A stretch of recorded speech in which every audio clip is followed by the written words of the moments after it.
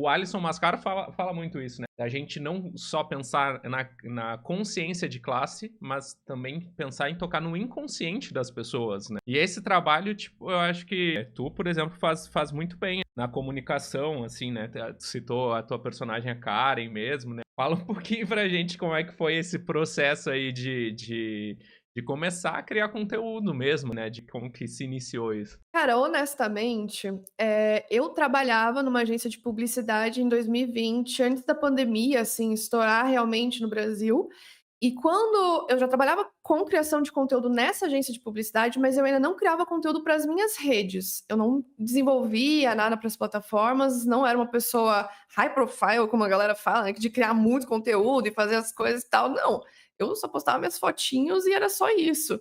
Mas na pandemia, após eu trabalhar nessa agência como criadora de conteúdo e essa agência fechar por conta da pandemia, que várias empresas acabaram fechando e tudo mais, eu senti necessidade de ir para as redes e, de alguma maneira, criar conteúdo para mim. Eu pensei, pô, se eu crio conteúdo dentro da agência para um monte de gente, por que eu não crio conteúdo para mim e sobre um conteúdo talvez educativo, que traga informação para as pessoas, principalmente numa época que estava com muita fake news, assim, de vacina, de feminismo, de comunismo, porque era governo Bolsonaro. Então, 2020 ali, eu tinha já estudado muito feminismo, já tinha lido muitos livros de feminismo, já fazia parte de coletivos, mas eu não criava conteúdo sobre isso.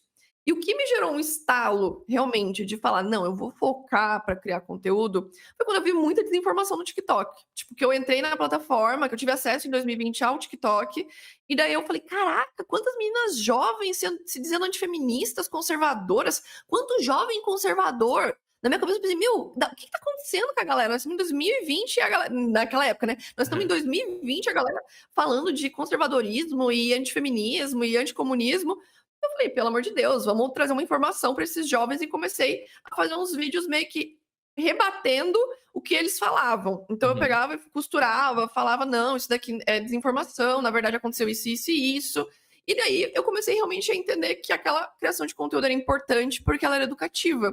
E as pessoas começaram a me seguir por conta disso também, porque muitas estavam caindo nas mentiras do antifeminismo e da desinformação sobre vacina, sobre política no geral, porque eu também criava muito conteúdo nessa época, desmentindo coisas da vacina, coisas durante a pandemia, várias coisas que estavam rolando, eu estava desmentindo, principalmente da política, e comecei também a focar muito no feminismo, porque daí comecei a receber também muita coisa de antifeministas, de gente falando besteira, e daí eu comecei a rebater, minhas redes começaram a crescer, e eu continuei rebatendo, porque eu vi, caraca, as pessoas realmente estão interessadas em aprender a como combater essa desinformação. E eu comecei a receber uns feedbacks nessa época, quando eu comecei em 2020, falando, pô, Carol, agora eu consigo discorrer sobre esse assunto com o meu tio na hora do almoço, porque ele fala umas besteiras assim sobre a vacina que eu não sei o que falar, eu não tenho uma síntese muito boa de informações, de páginas que eu posso acompanhar, de livros que eu posso ler, documentários que eu posso assistir, né? Que eu sempre indiquei muitos documentários para a galera também combater a desinformação. E isso começou a levar as pessoas a me acompanhar e, ao mesmo tempo, combater a desinformação no meio deles, tipo, amigos, trabalho, familiares, relacionamento, até algumas mulheres combatendo desinformação em casa, tudo mais. E eu fui cada vez mais criando conteúdo. Daí eu fui para o YouTube, comecei a criar conteúdo combatendo desinformação dentro do YouTube. Postei algumas coisas também no Twitter, fui pro Twitter, saí do Twitter também.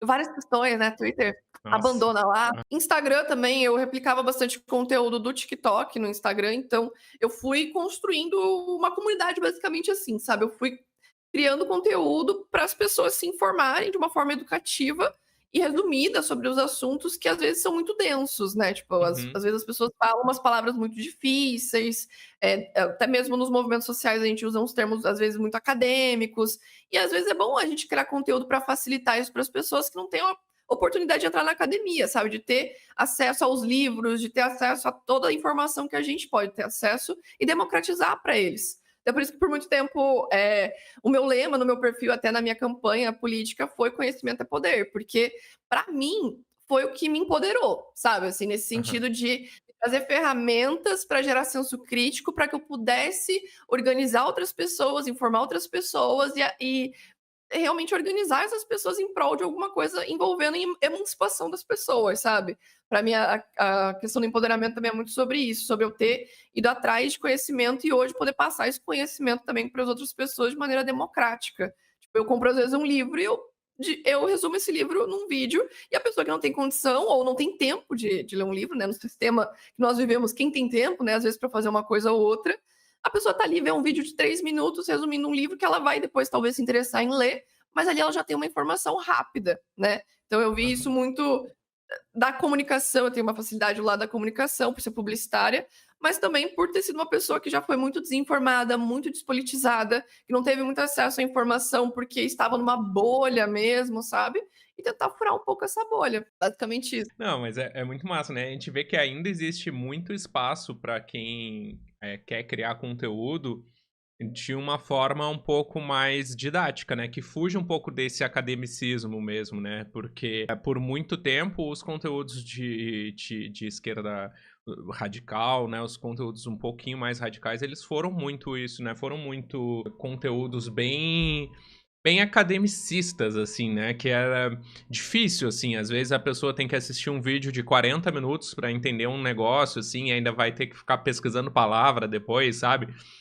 Quando, assim, o cerne da questão, assim, a gente intrinsecamente já sabe, né? Porque a gente sente na pele todos os dias, assim, né? Então, se tiver alguém que só aponta, assim, a direção, né? Eu acho que ainda tem muito espaço, assim, para isso, para novos criadores. Então, assim, também tento sempre incentivar, quanto mais pessoas tiver no nosso campo, assim, melhor, pra gente passar mais informação.